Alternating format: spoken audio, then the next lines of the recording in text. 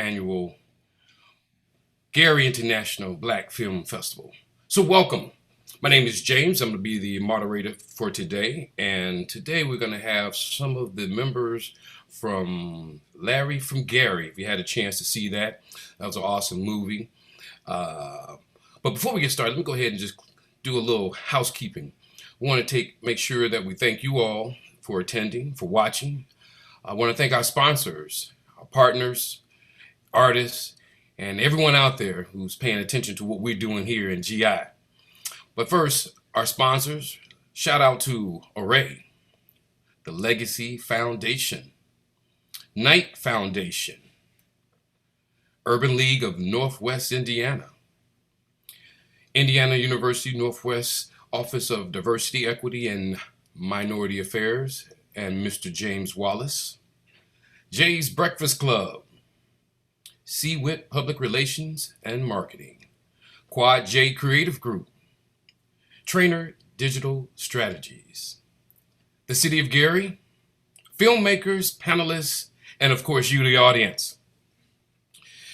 Today we're going to be discussing, if you had a chance to see Larry from Gary, it's about a dedicated dance teacher who continues to inspire his current and former students even after the Arts High School in Gary, Indiana was shut down by the state because of financial situations. So I'm not sure if you're familiar with what's going on here in Gary, but our school system is going through some changes, and unfortunately it affects a lot of times the type of services and the quality of services that we're able to give our students. So we're here making it happen. So I'm going to bring on one of Larry's students, and this gentleman, I've watched him from when he was early on dancing with the West Side Theater Guild and some other organizations, and then he went on to Avenaley and became a principal dancer. And so, ladies and gentlemen, without further ado, let's welcome to the screen Ronaldo Maurice. Hey, what's going on? Blessings, everybody. How y'all doing? All right, man. How you doing? Man, I'm blessed and grateful, man. How are you? How's your spirit, brother? Hey, my spirit is uplifted now that we got things going. You're on here. I'm excited to talk to you. I've never really had a sit down conversation with you. Like I've said, I've kind of watched your career from afar because I was in entertainment and doing other things. And, just proud to know that, what you did and how you did it. And I understand being a dancer a lot of time is difficult because we come from a neighborhood. You got to be tough, and if you're dancing, they're gonna be questioning you and all kinds of things. So tell us your journey with dance.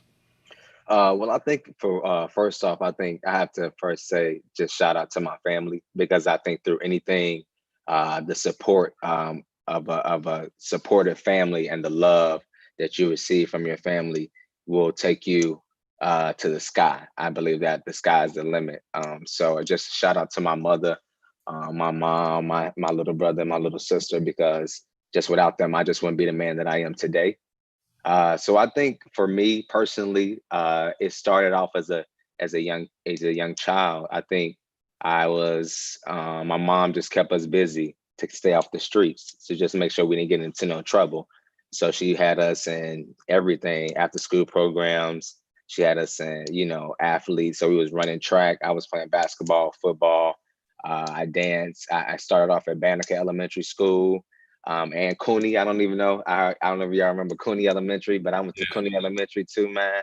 So it was just like I kind of just grew up being active and just being exposed to so many different things that kept me busy and it kept me active. And so I fell in love with dance, man. I was really good at it. And I met a teacher by the name of Tony Simpson. Miss Tony Simpson, she was like my second mother because she introduced me. She took me under her wing and she kind of groomed me Mhm. into what it was, in terms of like being an artist and working hard. She had this thing that she stood by. She said, if you work in 3D, and that's discipline, dedication, and determination. She said, if you go through life and you work through life, you being disciplined, you being dedicated, you being determined, and whatever you want to do, man, you can do any and everything. And so I watched her, and I watched how much she poured into the kids, into the community, man. Miss Tony, she was like she was it. So, I appreciate her, and I appreciate the love that she gave not only me but all of the students that she came into contact with. And so it's just that I grew up under Miss Tony, and then as I got older, I was doing the plays at West Side Theater. The lyrics and Right. these Little Shop of Horrors and Jesus Christ Superstar. I don't even know if they still have those, but I'm like, we were so exposed to so many great things and like opportunities in terms of like the arts. So that was always a blessing for me, and being coming out of Gary and like being a young child who was like an artist and just being exposed to so many different things, athletics too. So I think with that, I met Mr. Brewer. He came to a couple of shows. I was like about to be in middle school / high school, and there was like only one mainly performing arts high school in Indiana, and that was Emerson School for the Visual and Performing Arts. And it was so many great talented people coming out of Emerson. It was so much talent, man. And I was just like, that was the school that I wanted to go. And Mr. Brewer was working there, and I met him, and he was like, yo, you coming to Emerson? And I was like, all right. I was gonna tell my mom. So I told my mom I wanted to audition, man. I auditioned, and it just kind of rocked like that. My life changed. I seen a VHS tape of Alvin Ailey American Dance Theater, and these were Black people who looked Wait, like me. before you go there, before Oh, you go please, to yeah, Alvin yeah. Ailey, because Let's I go. got some more questions about Alvin Yeah, my Ailey. bad, my bad, my bad, my No, bad, it's all brother. good. I'm gonna let you go, but I have some specific questions for you about the Alvin Ailey. So before we get in that, I want to bring in another one of Larry Brewer's former students, and she's opened up a dance school here in Gary, Indiana. And I have two little daughters, and they were in there, and but I guess they like gymnastics and cheerleading a little better. But I guess they may get back to dancing. But ladies and gentlemen, without further ado, let me bring onto the screen Asia Dickens. I want to say Dickinson's all the time. I don't know why, but Asia, come on in. How you doing? Wait, unmute yourself first. Muted. There you go. How you doing? What's going on, Asia? Oh, not much. Just living life. Uh-huh.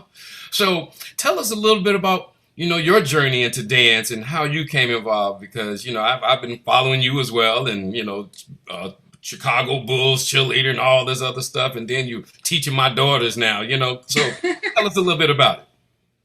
Well, I started really not as a dancer. I kind of was a tomboy, going to the Boys and Girls Club and actually loving like softball and running track.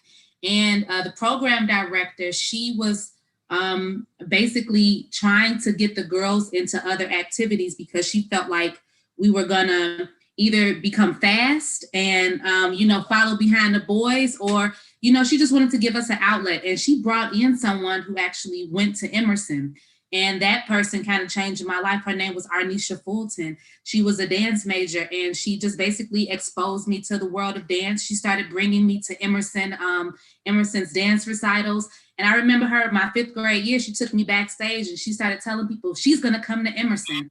And I was like, okay, I'm going to go to Emerson. And, from there it kind of took off. But what I will say is I went to Emerson 6th through 12th grade, but Emerson didn't change my life until Mr. Brewer came, because when Mr. Brewer came to Emerson, he kind of came in with controversy and people were kind of boycotting him.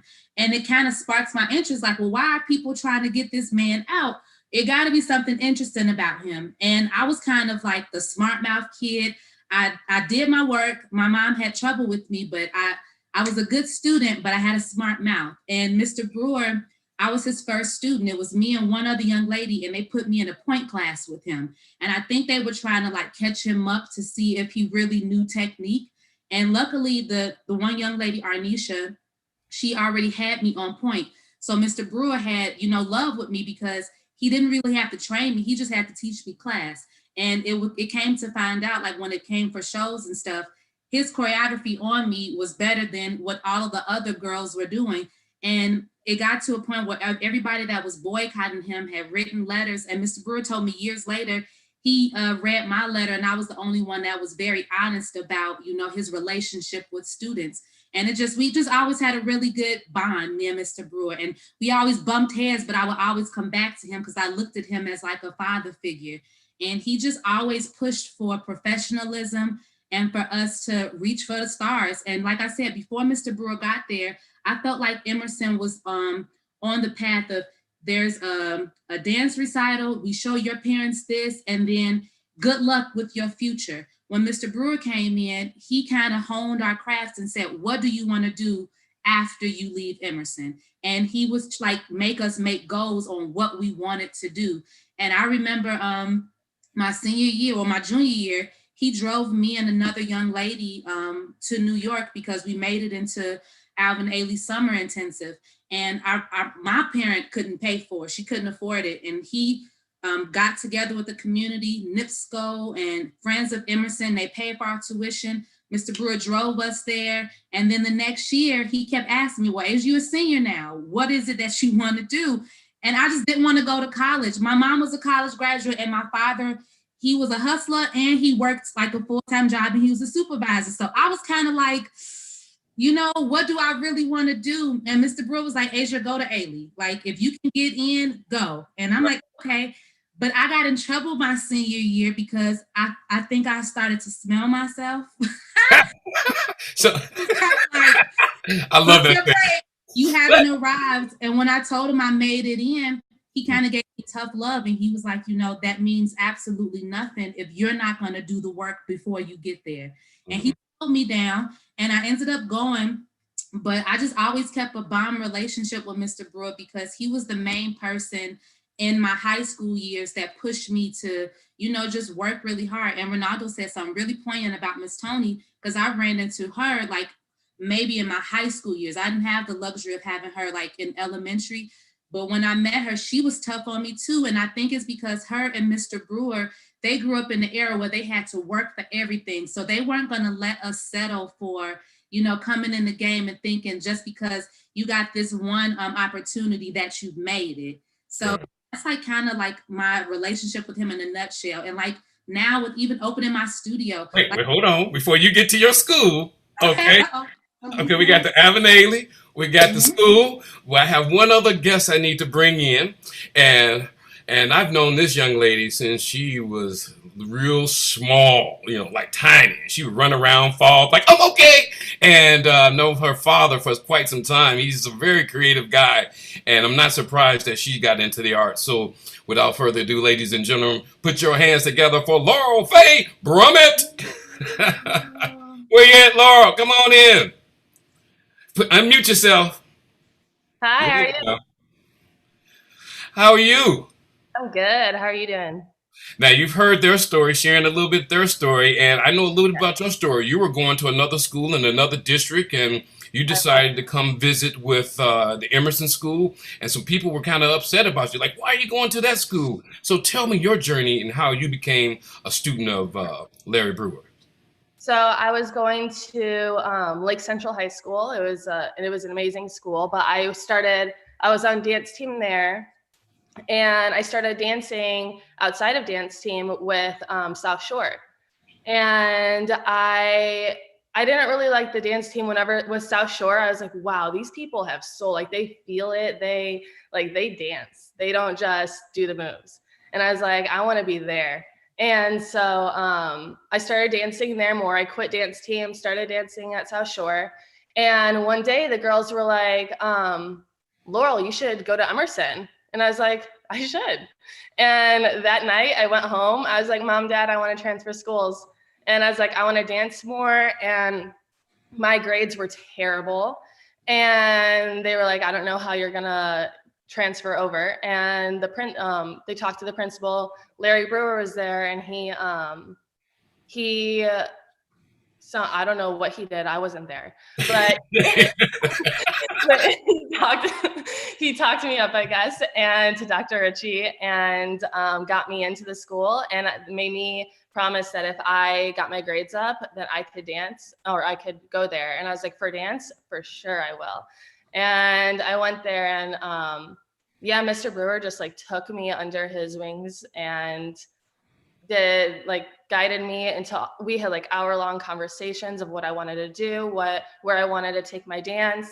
And I actually took a 4-year break, but now I'm getting back onto that. And I actually lately have been thinking about all the conversations with me and Mr. Brewer. And yeah, he was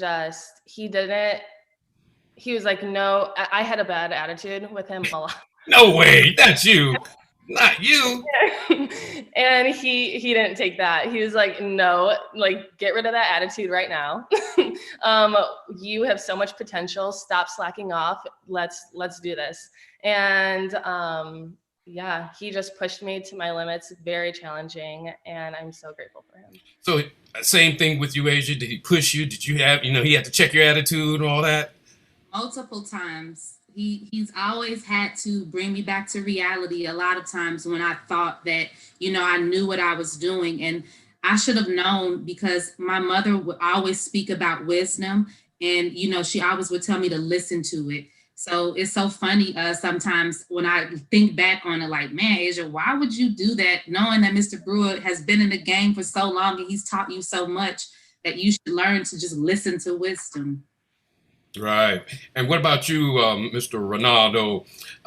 How was your attitude? It was pretty cool. I wasn't really. I was just kind of always open to information, and I felt like if it was going to push me, and if it was going to make me a better person, or if it was going to make me a better artist, then give me the information. I was hungry for it. So like, I felt like my attitude, it really wasn't like negative, like towards the situation. I was like, I really was open because I really wanted to be a dancer. Like I really, once I seen like you can really make this a profession and you can like rock with this and like you can travel the world, you can get paid, you can do what you love to do, and Right. you can really take this serious. I'm like, oh yeah, then I want that for sure. And So I'm did like, it have an effect on you how you took school? Like Laurel said, she said, "Oh, I got to get my grades together so I can dance." Oh, let me do this. So how did it affect you in your school?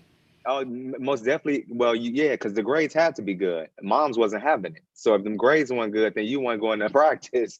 So I was grateful for that because, like, not only did it, push me to be academically, in a good place, but it also pushed me to just be a better dancer. And not only was I dancing, like, I was also running track too. So, like, I was really active in terms of like wanting to push myself and be successful in everything that I did. I know it was a little hard for me because I think at the beginning I felt like, all I can do is just dance. I don't really got to go to class. But Right. I'm like, nah, that ain't happening, G. You got to be, because for one, teachers was talking to each other, so the teachers, you just want to have a good representation. You want to have a good representation for yourself because you never know who you gonna need in the long run. You never know who word of mouth, or so you just always want to represent yourself in the best light. So when you saw this movie, Larry from Gary, how did it affect you? Because you actually did one of a very awesome scene from Emerson, the actual real Emerson school before they moved over to work. So how did the movie affect you? Did you think it was done real well? I mean, did it tell the story? What was your opinion about that? Yeah, I mean, I feel like if you didn't go to Emerson and you really don't know, you can't really like, yeah, we can talk about it and explain it to you. And like, but if you really wasn't in the school or really attended the sock hops and attended the vocal recitals or the band recitals or the dance recitals, then you wasn't a part of the experience. And for me, growing up as a Black boy, growing up from Gary, Indiana, being exposed to the arts and having the opportunity, to follow my dreams and follow something that I'm passionate about and see other Black kids doing it too. Hmm. Like that was the motivation. Like Right. that was inspiring for me. And so like now when I look at it and I look how the building is no longer there, it breaks my heart because to know that like a whole generation, of generations don't have outlets. You know what I'm saying? They don't have a way to express themselves. So what do they turn to? It's all negativity. You know what I'm saying? So I feel like with that, Emerson was a place for you to like no matter what you was going through, if you had an opportunity to sing, if you had an opportunity to act, if you had an opportunity to dance, if you had it was technical majors, and it was some really great teachers that invested in you and your growth. And so now to look at the film and to just see like that's not even accessible to the students, it's just But sad, man. we do have Asia. I mean, of course, yes, No, I'm just messing with you. that's But that, but I'm talking about a school that it right, I know. provides every. Of course, Asia already know. That's like she already know. But I'm like, but like a school for these kids to like really be exposed, like and really like just kind of and not have to deal with like the violence or deal about the surfaces being cracked, the windows shutting in. You know what I'm saying? Like certain things like that, giving them the correct environment and to feel safe and to really learn and to really feel comfortable to learn and express themselves versus like not having the accessibility to kind of like flourish and grow. I got you. You know, having an outlet. So Asia, after they closed Emerson, when did the South Shore Dance? What is it? South Shore Dance Alliance opened up. Was that during while Emerson It or was after? before. It was before. Mr. Brewer started South Shore Dance Alliance, I want to say like in 2007.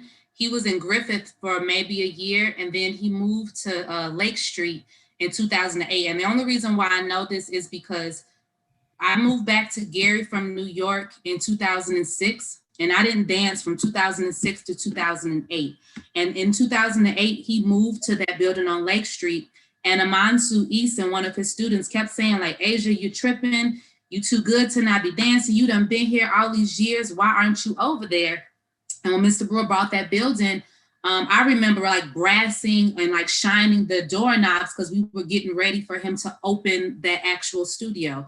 So I want to say, Mr. Brewer, I want to say South Shore because it used to be South Shore. It wasn't Dance Alliance at first. It was something else, but then it became South Shore Dance Alliance. Okay. And I want to say it was 2007. So Emerson officially closed in the school year of 2017, 2018. And the only reason I know that is because I was teaching with Mr. Brewer. Mr. Brewer actually got me hired at Emerson in 2015. So I've been working closely with Mr. Brewer for so long. And it's just, it's like what Ronaldo said, it's heartbreaking. You go from Emerson on 7th Avenue, and it was literally the split image of fame. And a lot of people, they talk to us and they say like, was it really the like you could walk down the hallway and somebody be playing a saxophone? And I'm like, yeah, that was I it. literally was just having a conversation with somebody and they were saying how, their kid called them the cool parent because they picked them up playing classical music. And I was like, man, you understand, I could hear classical music every day growing up as a kid, walking down the hallway. Like I could hear classical music. I could hear jazz over here. I could hear people quoting Shakespeare if I walk up a flight of stairs. Like, and we grew up with that every single day. And so when the decision came to actually close Emerson, Mr. Brewer was fighting extremely hard to make them realize you had Banneker, that was a blue ribbon school, and you have Emerson, who has only given you so much as far as accolades and professionals is concerned. Why would these two schools be targeted in our type of community? But I mean, it is what it is, but it is kind of crazy that you have gold mines when it comes to the arts. And sometimes it's not supported because some people feel that there's a higher value when it comes to sports or when it comes to, I mean, not to, it's gonna sound awkward, but academics and arts go hand in hand. And I don't know why sometimes people like to separate them. And if you really look at, I have a question from a gentleman. I don't want to chop up his name, so maybe one of you all can help me out. Kabana Sakiti Rasuli. Are you familiar with this gentleman? He used to teach there not long before they closed, and he was saying it was definitely a jewel in our city. So, like with Laurel, how did you feel after leaving Lake Central, you know, kind of being in the majority, and then coming to us to Gary, where you're more of a minority here in the city of Gary? How did that affect you and your, you know, maybe even going on further in life? How did that affect you, being around these creative energy people? I got much more of a respect for it, and I honestly felt like I was finally home whenever I transferred to Emerson. And now, gosh, I don't know. That's but it's done. I remember how you was little, and you was a little shy, a little awkward. Remember when you would fall and you would be like, "Oh, I'm okay," all the time. Most definitely clumsy. But now you're so graceful, and you know, and the things that you do, and I mean, I know it had to have a big impact on you personally. It did. I don't know how to put it into words.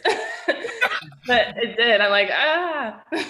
So what are you going to do next with it? You said you haven't danced in a while, but you're planning on getting back into dancing. I am back in dancing now. That's one of the reasons I moved to Austin. Now I'm dancing at Ballet Austin almost every day.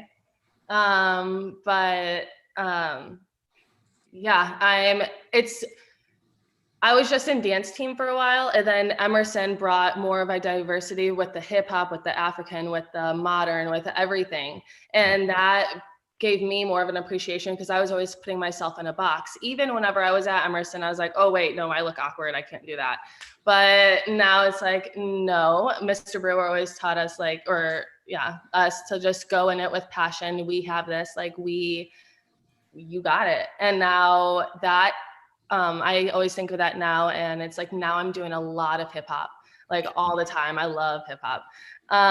And yeah, just diversity in the people and with my movement. So Ronaldo, let me get to you real quick because we're running out of time. One of the things that when you hear about Alvin Ailey and Mark Spencer with the West Side Theater Guild would bring them in, that's a big deal to us. And, for someone from Gary to, because you're one of the second ones, or how many people have gotten the chance, because of Mark Spencer, I think, bringing it in to Alvin Ailey, that it got a chance for other people to be exposed. And it's just everybody, I see everybody pointing their fingers over. I don't know if everybody else can see, but go ahead and explain to me. You the only one.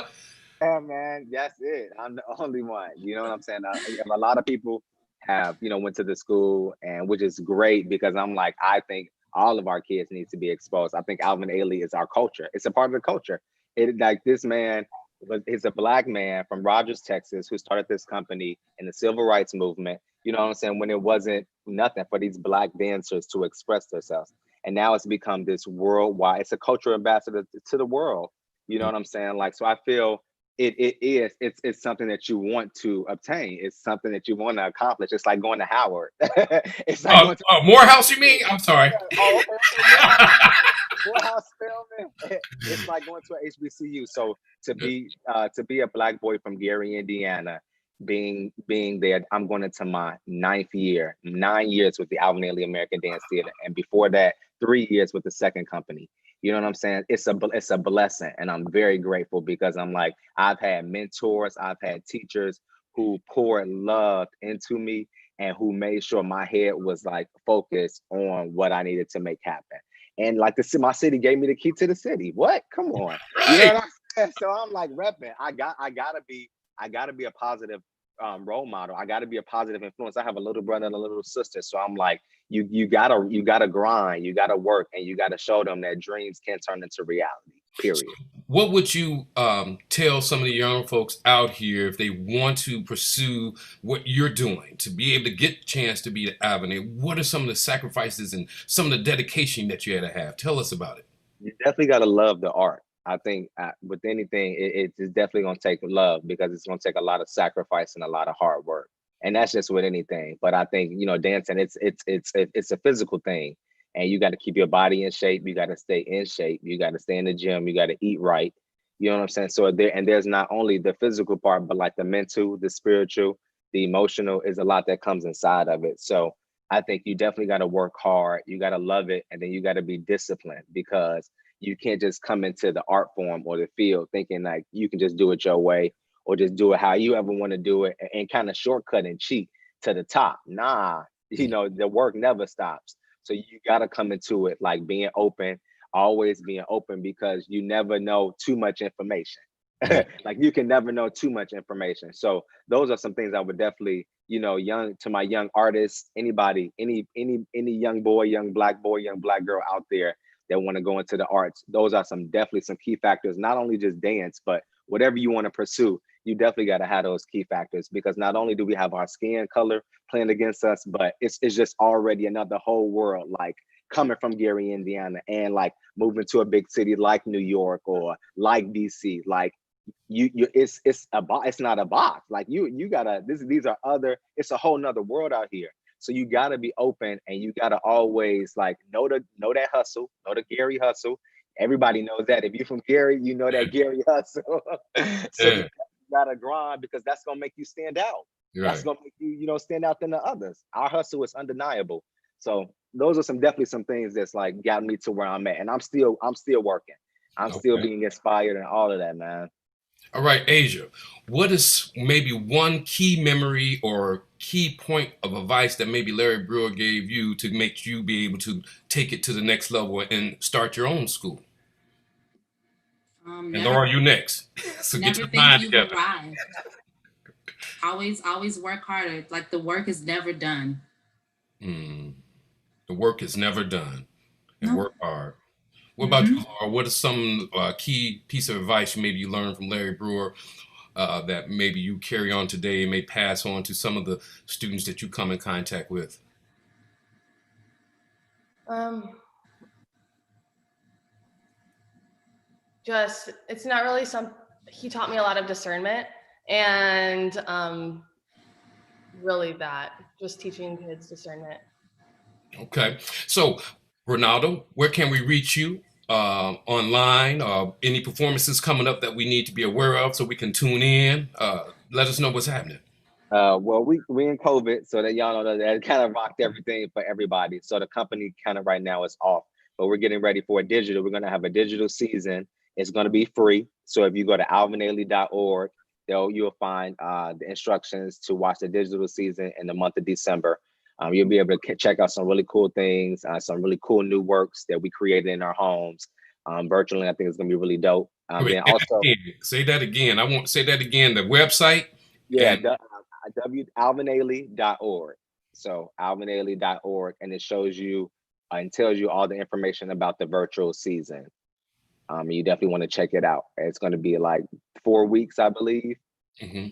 And then also you can just follow me on Instagram, R_Maurice25, and then on Facebook, Maurice Ronaldo. Yeah, I got some great things in the works. So support our brother support back, and everybody, much love and blessings to everybody. Thank you for having me, man. All right, Asia, tell us about your school and if you know what you're doing. I know you probably are shut down, probably temporarily as well with the COVID or what's happening. Oh, okay. Tell me how. My studio is definitely open. The beauty of it is I have 2 levels, so I'm able to max my capacity at about 15 on each level. So God willing, it continues to stay that way. So I'm located on 37th and Broadway. Asia's Dance Factory. It's 3737 Broadway, Gary, Indiana, 46409. Our website is asiasdancefactory.com. I actually have open classes. So I have people that come in periodically that take class for my open schedule, but I still have a competition team. That was affected. My competition team actually shrunk because I think a lot of people were out of work, and with competition things, you have to pay for stuff. So that was a little rocked, but still the studio is rocking. You can follow us on Instagram at Asia's Dance Factory. You can follow me personally at Asia Dickens on Instagram, and the same on Facebook, Asia Dickens or Asia's Dance Factory. And make sure after you spell Asia, you put an S in there too. Yes. I just want to remind because I do that all the time. Asia and then dance fact. Oh, I got to put an S in there. So Apostrophe S. yeah, there you Apostrophe for the website, but it is an S. Asia's Dance Factory. correct. Laura, how can we follow you and what you're going to be doing? Are you sharing anything that you got coming up? Not at the moment, but I will be. I'm starting Ariel as well. I'm doing Lyra, so I'll be posting that. And yeah, you can follow me on Instagram at Phases of Life. It's FAYEZES of Life, and Facebook. Laurel Drummond. Well, Sydney Chapman said, love to Asia and Ronaldo, love their passion and dedication to dance, and their continued love to the Gary, Indiana. Nadine Candy Bell said, much success to Asia and Ronaldo. I'm tuning in to watch virtual there. Any words you would like to say, since Larry was going to have a chance to join us, but I guess some things came up, and what things are happening, you never know, technology-wise, things are going down. But if he was here and you had a few words you would want to say to him, and I'm going to start with the ladies first, starting with Asia, going alphabetically, what would you say to him? Just thank you. And the good thing is I've learned, don't put off today what you can do tomorrow. Don't put off tomorrow what you can do today. I have PB brain. So, but I would tell Mr. Brewer, thank you, which I tell him thank you all the time. Like, just thank you from the bottom of my heart, because he literally changed my life. So just thank you. And if it's anything I could always do, like I always try to work with him and just keep doing dope shit. I mean stuff, Mr. Brewer. Sorry. That's all right. Keep it. Show me how to Dougie. Can you show me how to Dougie?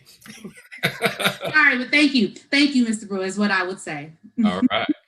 And he would understand that slip of the tongue too, as well. You would. Yeah. Laura, what about you? What would you say to Mr. Brewer if he was here? Because you will see this. Yeah, just thank you as well. Thank you for taking me in, taking care of me, teaching me everything that he has, and that I really appreciate and love him. Since you like hip hop now, you said that's one of your favorite genre music. What's your favorite song? My favorite song? Yeah, right now, right? Yeah. Oh gosh, I love everything. Hip hop song. I'm gonna get you out of your seat and get you doing the Dougie. I'm sorry, I'm dating myself, but I don't know. It's actually not a hip hop song, but it's called Jungle by Tash Sultana. oh, okay. So we're gonna have to look that one up because I don't know that one. Jungle. I'm a lyric piece to that. So. Oh. Yeah. Okay, I can't wait to see that. Hopefully you'll share that with us. I will. Yes. Ronaldo, what about yourself? What would you say to Mr. Brewer? Yeah, I don't have to follow the ladies. I think just for me growing up with a single mother, and being raised by my moms, I just say thank you for just showing me what a positive role model as a Black man looks like. You know what I'm saying? That has been instilled in me to where I'm at now at the age of 29. He taught me that the importance of grinding, the importance of working hard, the importance of being responsible, being accountable for your actions. You know what I'm saying? So we've experienced a lot. And so like to be a Black man to also have to deal with all of the craziness, and we don't even know all the other craziness that he had to deal with, personally, like he still fought, he still pushed to like try to create a healthy space for us growing up and try to expose us to so many great things. You know what I'm saying? I'm like, that takes a lot of like, nah, I'm not standing for that.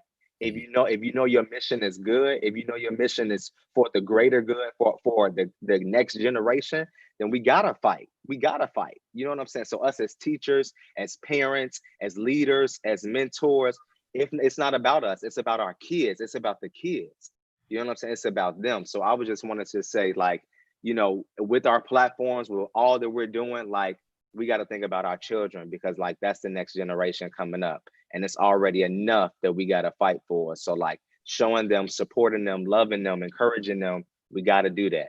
And I just want to thank Mr. Brewer for always doing that for me, because that's what I'm going to continue to do with my platform as an artist, as a Black man, as a brother, as a son. I'm going to always continue to love that. And people, my family, my friends, everybody that support me, they're going to know that, period. Do you think you will get into teaching? Absolutely. I'm already a teacher. Right. Yeah, I teach now. I'm an artistic director of Mr. Brewer School. So when I'm off and like I'm doing my own thing, I come back home and I teach. And now with this whole Zoom thing, I did a talk back with Asia. We've been doing like talkbacks, Q&As, talking to these young kids to keep them inspired, because everything is in a pandemic. So, they need some type of interaction with something, a conversation, somebody to ask them how they're doing. How are you mentally? So I've been doing that, and I've been grateful, and I've been wanting to do it from our community. So like if I can do that, if I can continue that, then that's most definitely, that's it, because we don't know how long we're gonna be in this pandemic. So everything is virtual right now. So like we got to educate our kids. We got to continue to be creative to keep their minds creative. Are you gonna do some maybe virtual dance classes, Asia, with your school? Yeah, I want people to be more open to it, because I did my summer I called it a summer intensive. Mr. Brewer has been working with me with changing the lingo, because he says I've had it as a summer camp, because I'll be coming up on my 10th year this summer, and he told me to start switching it to an intensive to create a more seriousness across the board when I'm promoting. And so this past summer, that was the first time I tried doing virtual, and people were coming in. And then this fall, I didn't really promote it. So I guess I should start saying it, because we have the technology at our studio to actually, have our laptops there where people can come in and take virtual classes. But I feel like I slipped off because in the summer we didn't get a really good response, and I didn't know if people were kind of burned out because, people started doing virtual things in March. But seeing as though this thing is going and it's keep going and it keeps getting postponed, I'm glad you said that. It's probably time to just start, reinventing the wheel of marketing and putting it back out there again. I know two little girls that probably would love to be a part of that to keep busy. How about your little girls? They've started taking virtually a little gymnastics they were doing, over the summer. And now Jazz was flexible. Oh yeah, she is a contortionist now, and she would tell you, I'm a contortionist, and I'm like, oh my God, you're killing me. Yeah, so them legs would go everywhere, and you see her now, it is ridiculous. She takes her legs and pull them over and put them down in front of her face now. I mean, like, she's just amazing. And so yeah, I want to expose her to Ronaldo and Asia and the Laurels out here in the world, man, because she may be something. Because my sister, she never took formal dance. Her name is Janine Starms, but she started dancing when she was grown, and she's amazing now. And it's just like, I guess it's part of our family, because I could do a little bit. Everybody knew I was a dancer back in high school, so I get my little swerve. I keep it right here though, right now. I'm a little. Hey, but I want to thank you all for taking the time to come on board to talk about this Larry Brewer and the impact he's had upon your life. Ronaldo, you said something that was very important. I went to Morehouse. That's why I was kind of joking. And Kamala, of course, she's from Howard. I did an internship there. But that was one of the things that I thought was so eye-opening to me. Once I left Gary and I went down to Morehouse and I saw these brothers that looked like me, and on this in the classroom, on the streets, they were like regular guys, like, oh man, I don't want to be here. But once we got into that classroom, they became mathematicians, philosophers, teachers, preachers, and it opened my eyes to see like thousands of brothers that looked like me that was trying to do the doggone thing. And then across the street, my ladies, was Spelman, you know what I mean? And seeing those sisters in Clark Atlanta University, and it was to me, Atlanta, Georgia was a Wakanda, and I felt just like you. I felt like I'd been bamboozled, led astray, because that's not all I thought I knew was Gary was like the rest of the world. So for those young folks that are out there watching, get out there, go to school. I would say go to a historical Black college. If you could dance, go dance with an Ivan Ailey so you can see people that look like us, and then empowers you. And Ronaldo, Asia, Laura, any last things you want to say? Keep striving. Don't give up. Even when it gets hard, that means it's meant. Push through. All right. Laurel? All right. Love the kisses. Ronaldo? Keep your faith. Faith and fear don't go together. So if you keep your faith, you can never be afraid of anything. So, ladies and gentlemen, thank you for watching. As you can see, some of Gary's greatest and finest, and even Laurel, who's from Munster, Indiana, Griffith, Indiana. Her father, I love him to death. He brought in American Idols. He brought in Coco Taylor. I don't know if you guys remember Santa Claus up on that stage doing Feed the Future. That was me. And so I've always appreciated your family.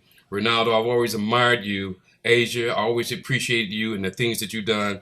And you, the audience, thank you for watching. Continue to, we got 5 more days for the 10th annual Gary International Black Film Festival.